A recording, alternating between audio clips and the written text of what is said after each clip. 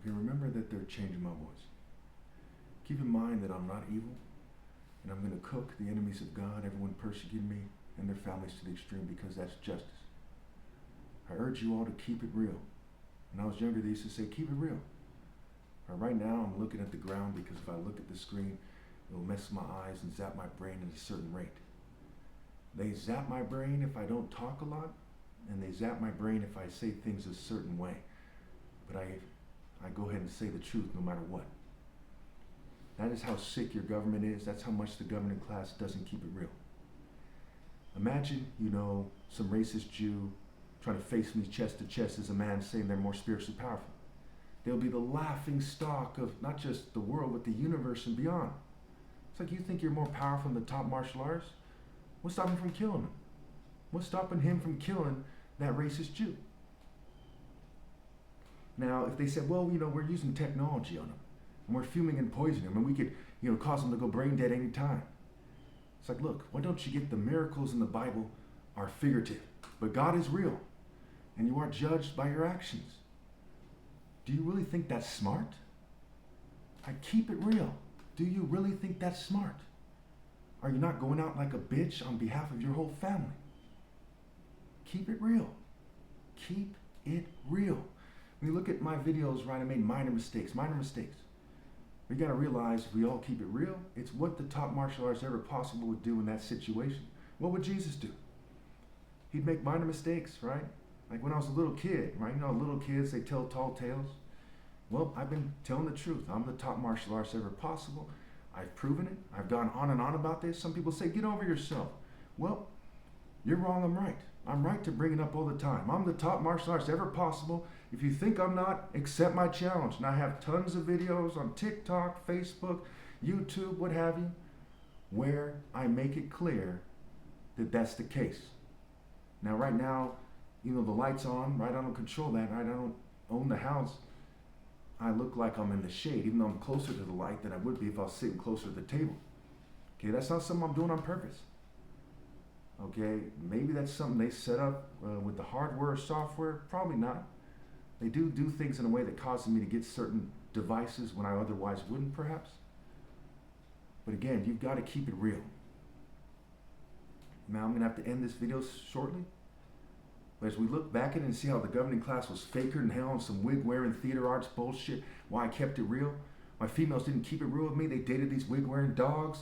Like it says in the Bible, right? It says, don't multiply the unfaithful among men. It says, the folly is an unruly woman. She's simple and knows nothing. She's an adulterous slut who multiplies the unfaithful among men. Things of this nature, right?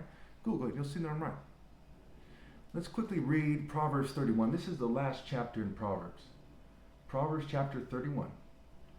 Sayings of King Lemuel. If we look at verses 1 through 9, we see that his mother is warning him about sluts. The sayings of King Lemuel, an inspired utterance his mother taught him. Listen, my son, listen, son of my womb. Listen, my son, the answer to my prayers. Right? It says, listen, my son. Right? My son who I value, that you're a good person, right? You're the answer to my prayers. You're this great person that only dumb females would shun, right? And she's talking about Lemuel, not talking about me, Christ, the greatest person that ever lived. It is not for kings, Lemuel. It is not for kings to drink wine, not for rulers to crave beer. Now this has, hidden meaning. It's not for kings to, indulge in adultery, indulge in being a drunkard, or, being an idolater. Has implications on this, right? Lest they drink and forget what has been decreed and deprive all the oppressed of their rights, right? So she's bringing up the oppressed. She's like, you're a righteous man.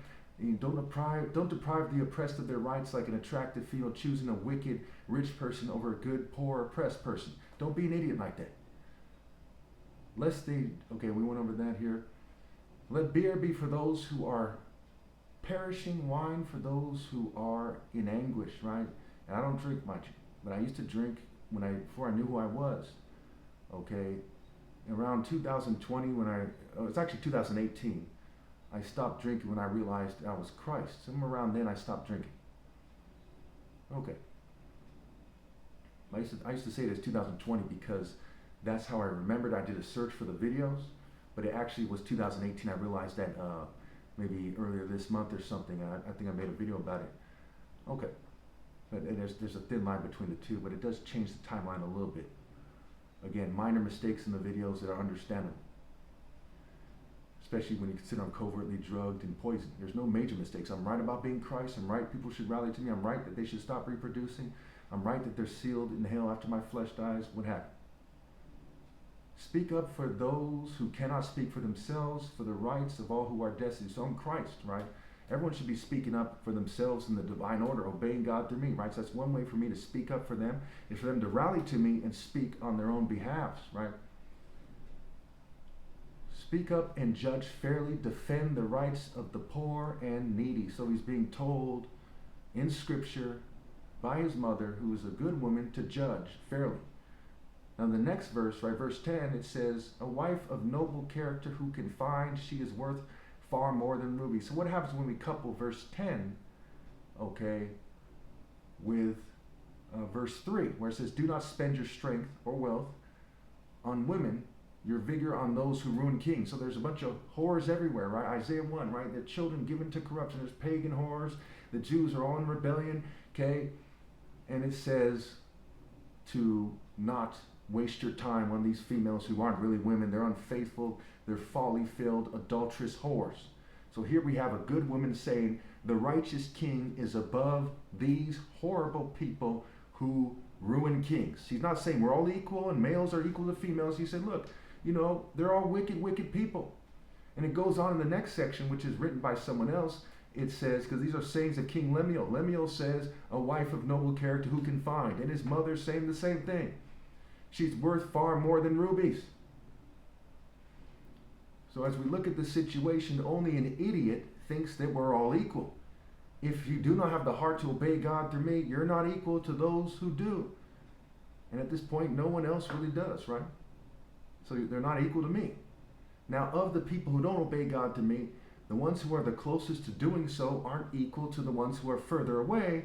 They're greater than they are. Those who are indulging in blood money, you know, it's the one who much is given, much is expected, who shun me are scum. Attractive females who, you know, aren't trying to date me are scum. There's no other way to look at it. These are the type of people who ruin kings. If you know I'm targeting, if you know they're crippling me and make it harder for me to do things like go out at night and so on and so forth, okay, why would you shun me, right?